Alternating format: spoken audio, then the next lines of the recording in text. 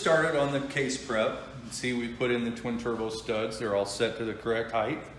The case is going to take a little bit more work. I have to epoxy some plugs, clean it really good, and replace some fittings that were rusted.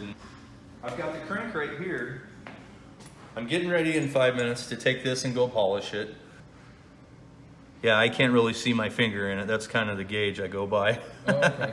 So it'll be a, yeah, it should be mirror polish. And it's the least invasive method that we can use. There's no abrasives. It's just polishing.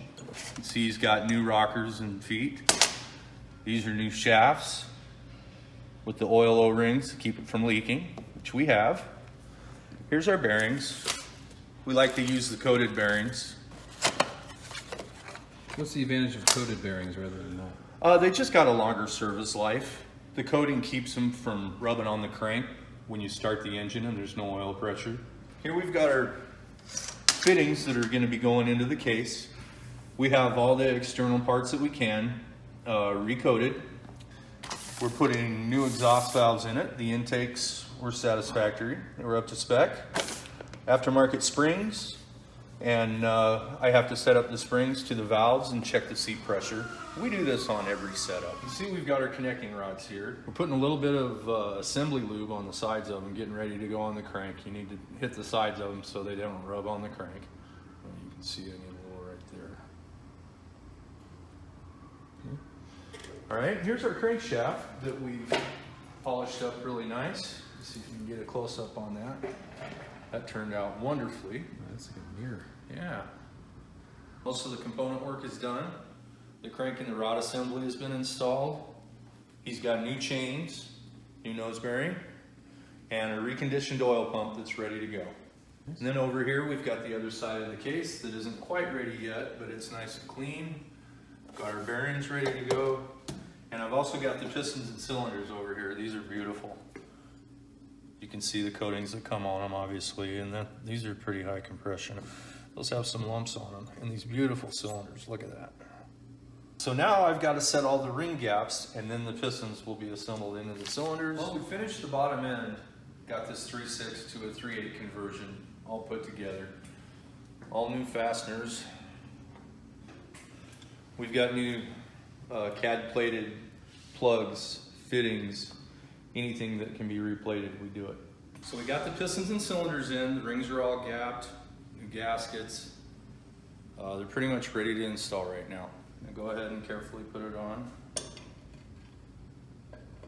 Make sure the O-ring doesn't get pinched. There, push the wrist pin in all the way. But there's a top view, you can see now that they're paired up. The piston and the connecting rod are one piece. Let's put those clips in.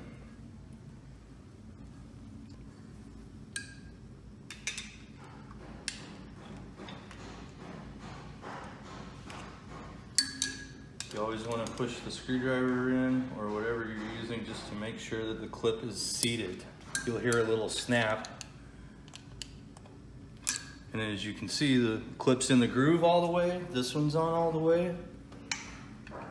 And then you just give it a little push and it's on. We've got all the pistons and cylinders on the engine. The next step is to finish the cylinder heads. So we've got these 964 castings. You can see they've been surfaced and some light port work has been done. I call it light because we didn't use any grinders. It was all just sanding rolls and some Scotch-Brite. Refinished the valve covers. We've got all new washers, nuts, all the fasteners are new. The 3.8 liter engine then goes into service, where it's trimmed out for reinstallation into the car. Stay tuned, as there will be more coverage of this project coming soon. As always, every part you see in these videos can be purchased from Patrick Motorsports. For questions, orders, or to schedule an appointment, contact us at 602-244-0911 or email sales@patrickmotorsports.com.